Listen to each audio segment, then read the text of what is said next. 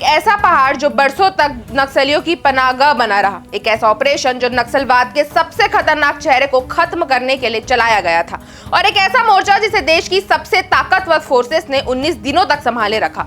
हम बात कर रहे हैं कर्रेगुटा की। छत्तीसगढ़ और तेलंगाना के सीमा पर बसा वो इलाका जो नक्सलियों की सबसे मजबूत पनाहगाह माना जाता था। यहाँ 22 अप्रैल से शुरू हुआ एक बेहद बड़ा ऑपरेशन जिसमें 3 राज्यों की फोर्स शामिल हुई। मकसद था हिडमा जैसे नक्सल्स और उसके गुट को खत्म करना। लेकिन इसी दौरान देश में भारत पाकिस्तान सीमा पर तनाव तेजी से बढ़ गया और हालात लगभग युद्ध जैसे बन गए। ऐसे माहौल में कर्रेगुटा ऑपरेशन पर भी असर पड़ा। सुरक्षा बलों की तैनाती और आक्रामकता पर ब्रेक लगा और ऑपरेशन को धीरे धीरे स्थगित करने की प्रक्रिया शुरू हो गई। सरकारी तौर पर भले कुछ ना कहा गया हो, लेकिन संकेत साफ हैं कि फोर्स अब कर्रेगुटा से वापसी की तैयारी में है।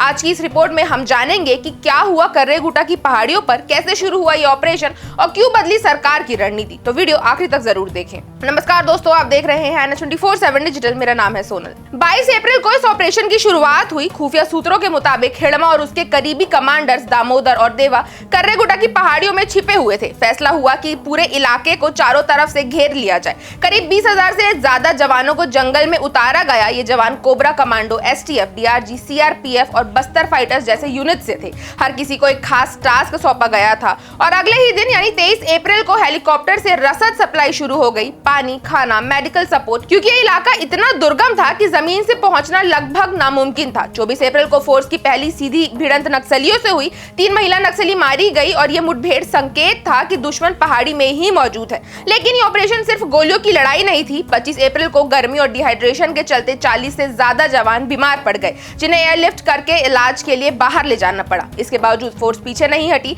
26 अप्रैल को जवानों की बैकफुट टुकड़ी रवाना की गई, लेकिन इसी बीच खबर आई कि हिडमा पहाड़ियों से निकल भागा है। इसके बावजूद फोर्स ने हार नहीं मानी। 27 अप्रैल को जवानों ने कर्रेगुटा की पहाड़ी पर अस्थायी कैंप बना लिया, वहीं डटे रहे और चारों ओर से पहाड़ियों की घेराबंदी जारी रही। इसी दौरान मारी गई महिला नक्सलियों की पहचान की पुष्टि भी हुई। ये सब हिडमा के कोर ग्रुप से थी। 29 अप्रैल को एक अलग ही मोड़ आया। नक्सलियों की ओर से शांति वार्ता का प्रस्ताव आया, लेकिन केंद्र सरकार ने इसे एक रणनीति माना और गृह मंत्री विजय शर्मा ने इस प्रस्ताव को सिरे से खारिज कर दिया। जवानों को पहाड़ी पर बनाए रखने का फैसला लिया गया। एक में को रोटेशन में जवानों को राहत देने के लिए नई बैकअप टीम भेजी गई और इसी बीच रायपुर में बस्तर क्षेत्र के ग्रामीणों का एक प्रतिनिधि मंडल मुख्यमंत्री और पुलिस अधिकारियों से मिला, ये मांग करने कि ऑपरेशन को जारी रखा जाए। लोगों का कहना था कि ऑपरेशन उनके गांव में स्थायी शांति ला सकता है और 2 से लेकर 10 मई तक कर्रेगुटा के जंगलों में जवानों की घेराबंदी जारी रही। इस दिन एक नई चेक पॉइंट, नई क्लियरिंग, धीरे धीरे फोर्स और आगे बढ़ते गई और नक्सल पीछे हटते गए। आखिरकार 11 मई को जवानों की वापसी शुरू हुई। कर्रेगुटा पूरी तरह से फोर्स के कब्जे में था। इस पहाड़ी पर तिरंगा फहराया गया, एक ऐसा प्रतीक जो साफ कहता है कि अब यहाँ डर नहीं, देश का राज चलेगा। लेकिन जब मैदान में गोलियां चल रही थी तो राजनीति में भी बयानबाजी चल रही थी। तेलंगाना के पूर्व मुख्यमंत्री के चंद्रशेखर राव KCR ने खुलेआम केंद्र सरकार पर निशाना साधा। उन्होंने कहा कि इस ऑपरेशन के कारण निर्दोष आदिवासी मारे जा रहे हैं और इसे फौरन रोका जाना चाहिए। उन्होंने सरकार को पत्र लिखने की बात भी कही और तेलंगाना के मौजूदा मुख्यमंत्री रेवंत रेड्डी ने भी अपनी चिंता जताई, लेकिन उनका लहजा थोड़ा अलग था। उन्होंने कहा कि तेलंगाना सरकार नक्सलवाद को सिर्फ कानून व्यवस्था का मसला नहीं मानती, बल्कि एक सामाजिक समस्या समझती है। उन्होंने कहा कि बातचीत का रास्ता खुला रहना चाहिए और बुधवार को कर्रेगुटा से खबर आई कि 22 नक्सली मारे गए। खुद मुख्यमंत्री साय ने दोपहर में उनके शव बरामद होने की पुष्टि भी की। खबर जंगल में आग की तरह फैली और इसे ऑपरेशन की सबसे बड़ी सफलता माने जाने लगा। लेकिन शाम ढलते ही कहानी पलट गई। गृह मंत्री विजय शर्मा ने सामने आकर इस दावे को खारिज कर दिया। उन्होंने साफ कहा कि ना कोई ऑपरेशन संकल्प चल रहा है और ना ही इतनी संख्या में नक्सली मारे जाने की पुष्टि की जा सकती है।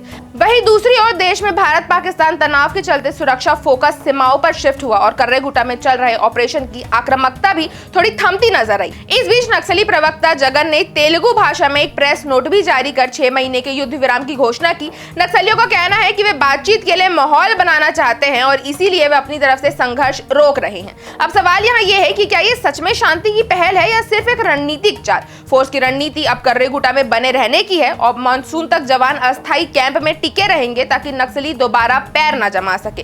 वहीं सुकमा की तरफ एक नया बड़ा ऑपरेशन लॉन्च होने की तैयारी है, क्योंकि अब नक्सली वहीं शिफ्ट हो सकते हैं। कर्रेगुटा ऑपरेशन केवल एक पहाड़ी पर कब्जा नहीं था, ये एक विचार पर वार था, एक संदेश देश था उन सभी के लिए जो जंगल में बंदूक उठाए बैठे हैं। ये 19 दिन हमारे देश की सुरक्षा व्यवस्था, हमारी खुफिया एजेंसी और हमारे जवानों की ताकत का सबसे बड़ा टेस्ट था। इस खबर पर आपकी क्या राय है, हमें कमेंट करके जरूर बताएं। अगर आपको वीडियो अच्छी लगी हो तो इसे लाइक करें और चैनल को सब्सक्राइब करना ना भूलें।